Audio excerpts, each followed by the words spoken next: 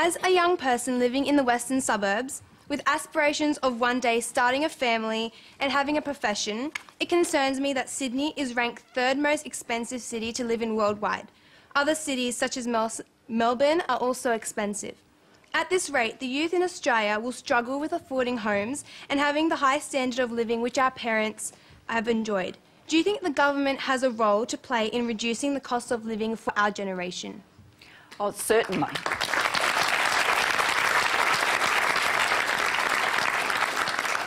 Certainly the government's got a role to play in making sure that by the time you're at that stage of your life that you want to buy a home, you want to have children, that we're living in cities where housing can still be afforded, where the infrastructure works, where there are job opportunities for you, where there's the opportunity to start your own small business if that's your dream, particularly combining raising kids at home, that might be exactly what you want to do.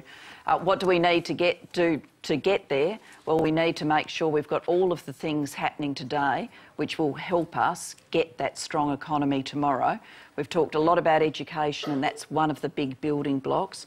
High skill, high wage jobs, because we've got a great education system today.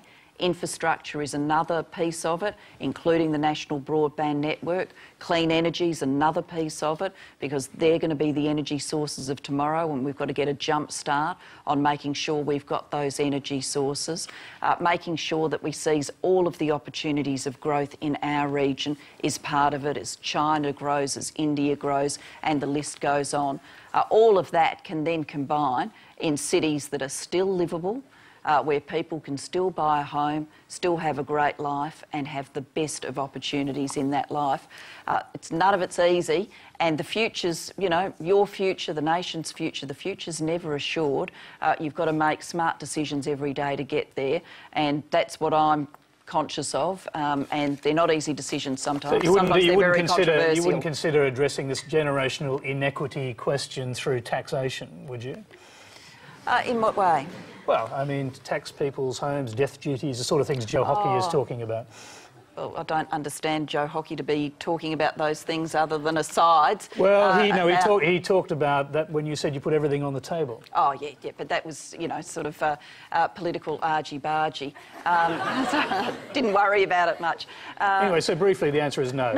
The big things we can do for intergenerational equity are big investments in human capital, in schools, in education, getting the superannuation system right so it's sustainable, and we are certainly doing that. And so the burden of the ageing population is more from superannuation, more met from superannuation than from tax money through pensions. Making sure we get health expenditure right, which we've taken a lot of steps to doing, more still to do there, and making sure that things like disability are resourced, but resourced in a sustainable way, which is what the Medicare levy's about.